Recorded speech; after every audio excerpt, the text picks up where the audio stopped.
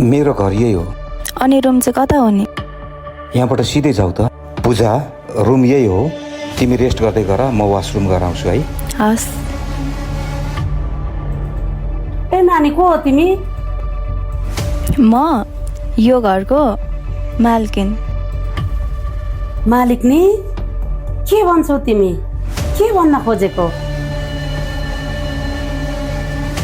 म को हो भनेर मैले भनिरहनु पर्दैन, उहाँलाई नै सोध्नुहोस् न।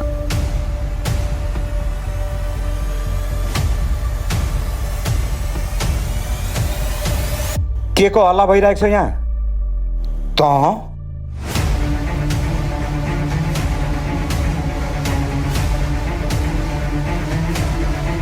को हो नि यो घरकी मालिक नि भन्दैछ त। ऊ को भनेको? आउरा नि यता। अब त भनेको केही दिनको पाहुना मात्र होस्। मलाई त अझै धेरै बाँच्नु छ। मलाई पनि त साथी चाहिन्छ नि, जीवन साथी।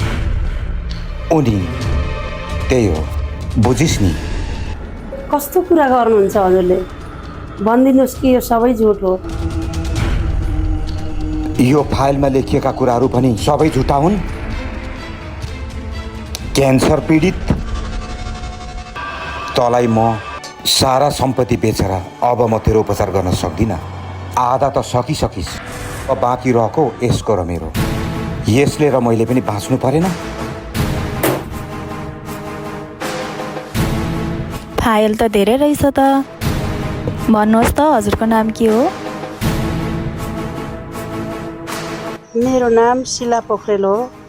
हेरौँ न त के रोगले सताएको रहेछ सौतेनी दिदीलाई। योगमाया कार्की? तपाईँको नाम शिला पोखरेल भनेको होइन? मेरो नाम शिला पोखरेल नै हो। अनि यो फाइलमा त योगमाया कार्कीको नाम लेखेको छ त। यो पनि योगमाया कार्की, यो पनि योगमाया कार्की, यो पनि योगमाया कार्की। सबै फाइलमा योगमाया कार्कीको नाम छ। सुन्नुहोस् त, झट्टै आउनुहोस् त। पर्ख है। किन बोलायो? के भने यसले? यहाँ हेर्नुहोस् त फाइलमा। फाइल त योगमाया कार्कीको नाममा छ। के भन्छ?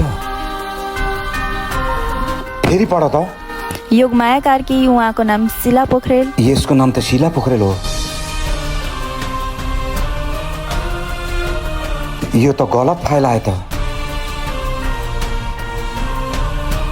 मैले दुईटा भुल गरेछु। एउटा अर्काको रिपोर्टको फाइल लिएर आएर, अर्को गल्ती तिमी हुँदाहुँदै उसँग बिहा गरे। मबाट गल्ती भयो, माफ गर। अब म के गरौँ? तिमीले हस्पिटलमा फोन गरेर अर्को पेसेन्टको फाइल दिनुपर्छ हामीलाई भनिदेऊ है। मलाई माफ गरिदिनुहोस्, म तपाईँको सङ्लो जीवनलाई धमिल ल्याउन चाहन्न। सुन, कहाँ जान लागेको बहिनी? तिमीलाई पनि त मलाई जस्तै सिन्दुर हालेर ल्याएको हो उहाँले। दिदी बहिनी मिलेर बस्दा हुँदैन र? हुन्छ दिदी।